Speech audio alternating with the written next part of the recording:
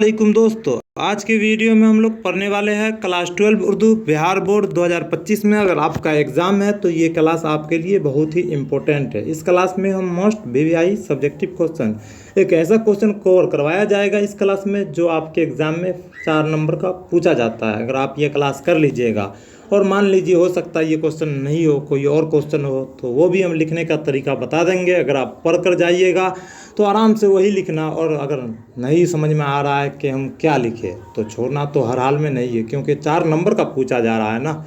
अगर थोड़ा बहुत भी आप लिख दीजिएगा तो 2-3 नंबर ज़रूर दे दिया जाएगा, इसलिए हम तरीका बता देंगे। आप सेम टू सेम उसी तरह लिखिएगा, आराम से आपका अच्छा से अच्छा नंबर आ जाएगा। तो 100 में 100 लाना अगर आप चाहते हैं तो इस चैनल को सब्सक्राइब कर लीजिएगा। यहाँ पे आपको उर्दू का बेहतरीन तरीके से तैयारी कराया जाता है। अगर आप मेरे व्हाट्सएप से जुड़ना चाहते हैं तो ये मेरा नंबर है 9835659211। इसको आप लोग सेव कर लीजिए, 9835659211, और मैसेज कीजिएगा कि सर मुझे उर्दू का तैयारी करना है। हम आपको बताएंगे क्या करना है, किस तरह से तैयारी करना है, आपको कितना पढ़ना आता है। पहले हम आपसे बात करेंगे, फिर आपको जो क्लास करवाएंगे उसको आप क्लास कंटिन्यू कीजिएगा, और जो प्रॉब्लम होगा तो हमसे आप बात कर लीजिएगा। तो आपको उर्दू का बेहतरीन तरीके से तैयारी करना चाहते हैं तो आप ज़रूर हमसे जुड़िएगा। चलिए आज हम शुरू करते हैं। आपका मोस्ट वीवीआई क्वेश्चन ये 2025 के लिए, ये आपको दूसरा चैप्टर का सवाल है और 4 नंबर में पूछा जाता है। इस तरह का सवाल रहेगा। सवाल से पहले ये दिया रहेगा, दर्ज झेल इक़्तिबास की तशरीह सियाक़ व सबाक़ के हवाले से कीजिए। दर्ज झेल इक़्तिबास यानी कि ये इक़्तिबास हमारे किताब का ही ये इक़्तिबास है।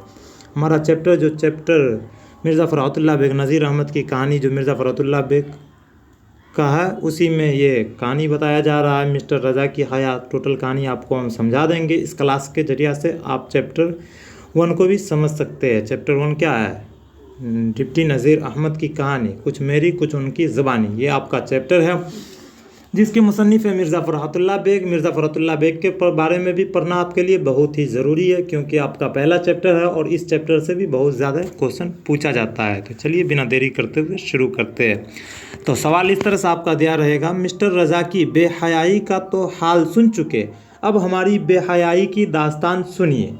मेरी सिर्फ वनहू बहुत कमज़ोर थी, और कमज़ोर क्यों ना होती, शुरू किए हुए कई दिन हुए थे। मतलब ये मिर्ज़ा फ़रहतुल्लाह बेग बोल रहे हैं, मिस्टर रज़ा की तो हया का हाल आप सुन चुके हैं, अब हमारी बेहयाई की दास्तान सुनिए। ये आपका इक़्तिबास जो दिख रहा है ये आपके चैप्टर से ही है।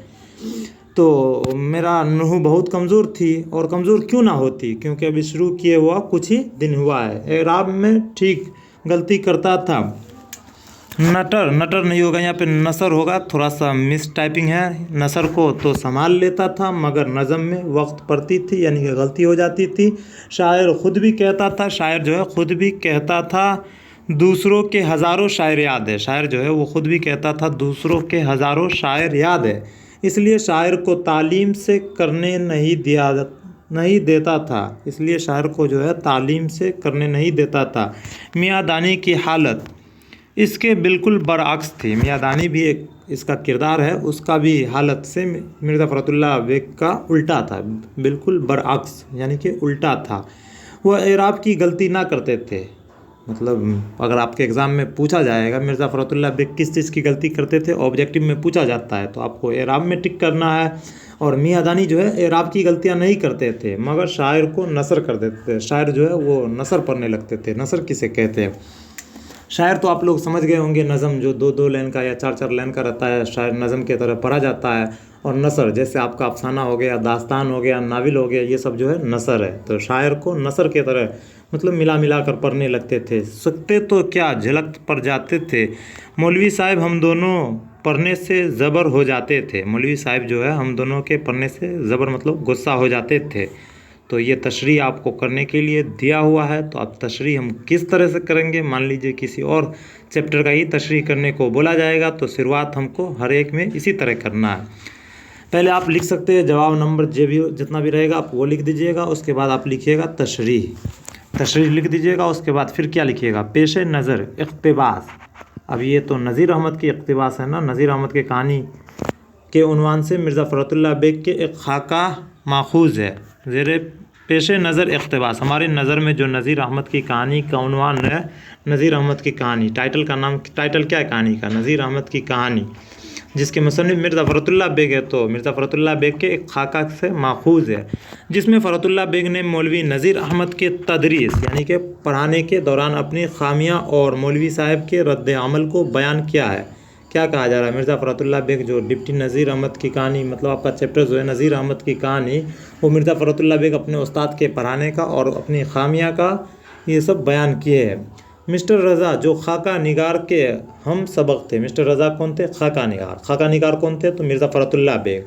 मिर्ज़ा फ़रतुल्लाह बेग के हम सबक थे, मतलब क्लासमेट थे। इनकी कैफियत बयान करने के बाद, मिस्टर रज़ा की कैफियत बयान करने के बाद अपने बारे में कहते हैं, मिर्ज़ा फ़रतुल्लाह बेग पहले मिस्टर रज़ा के बारे में बताते हैं, उसके बाद फिर अपने बारे में कहते हैं। वो सिर्फ़ वनों में तो कमज़ोर थे ही, साथ में एराब में बहुत गलतियाँ करते थे। साथ साथ में एराब की गलतियाँ जो है मिर्ज़ा फ़रतुल्लाह बेग बहुत किया करते थे।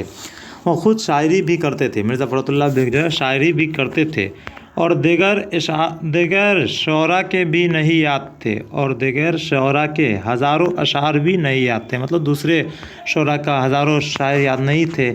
इसलिए शायर ख़्वानी में वो तख्तीक के मेयार का ख्याल रखते थे। इस तरह इनके दूसरे साथी, इसी तरह इनके एक और साथी थे जिसका नाम क्या था? मियाँ दानी। ये बात भी आपको पता ही होगा। तो मियाँ दानी के बारे में लिखते हैं, मियाँ दानी के बारे में फिर मिर्ज़ा फ़रतुल्लाह बेग लिखते हैं, वो एराब की गलतियाँ तो नहीं करते थे, लेकिन शायर को नसर के अंदाज में पढ़ देते थे, जिसमें अक्सर झटके पड़ने लगते थे, जिसमें अक्सर झटके मारकर पढ़ने लगते थे।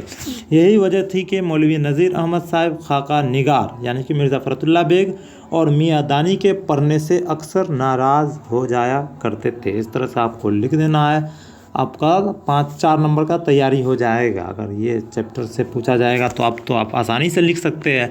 और इसको प्रैक्टिस करने के लिए, इसका अगर आपको PDF चाहिए तो आप मेरे नंबर पे मैसेज कीजिएगा कि सर ये आप मुझे दे दीजिएगा इसका नोट्स। हम आपको नोट्स भी प्रोवाइड कर देंगे, जिसको आप बाद में 1-2 बार पढ़ते रहिएगा और प्रैक्टिस देखिएगा आप लिख पाते हैं या नहीं। मतलब ये सवाल आप मन में देख लीजिए मोबाइल में, उसके बाद इसका जवाब आप कापी कलम से लेकर बैठिए लिखने के लिए, उस पर लिख कर देखिए कि आप लिख पा रहे हैं या नहीं। अगर आप लिख लेते हैं तो आपका तैयारी ज़बरदस्त तरीके से हो रहा है, और नहीं लिख पाते हैं तो आप कोशिश कीजिए कि अभी हम जो याद किए हैं उसको हम लिख कर देखेंगे कि हम क्यों नहीं लिख पाते। आखिर तो हमारे एग्ज़ाम में लिखा ही जाएगा ना, मुँह से थोड़े ना पूछा जाएगा कि हम बता कर आ जाएंगे और नंबर मिल जाएगा। उसमें हमको क्या करना पड़ेगा? लिखना पड़ेगा। तो लिखना पड़ेगा तो उसके लिए हमको क्या करना है? प्रैक्टिस करना है। तो प्रैक्टिस करने के लिए हम आपको मोस्ट VVI क्वेश्चन जो रहेगा वो क्लास करवा देंगे, उसका नोट्स आपको व्हाट्सअप में दे दिया जाएगा। अगर आप लोग व्हाट्सअप से जुड़ना चाहते हैं तो व्हाट्सअप से जुड़ जाइएगा। उसके बाद आप चैनल को सब्सक्राइब नहीं किए तो चैनल को सब्सक्राइब करके ज़्यादा से ज़्यादा लोगों तक पहुँचाइएगा। तो चलिए मिलते हैं अगले वीडियो में। अस्सलाम वालेकुम।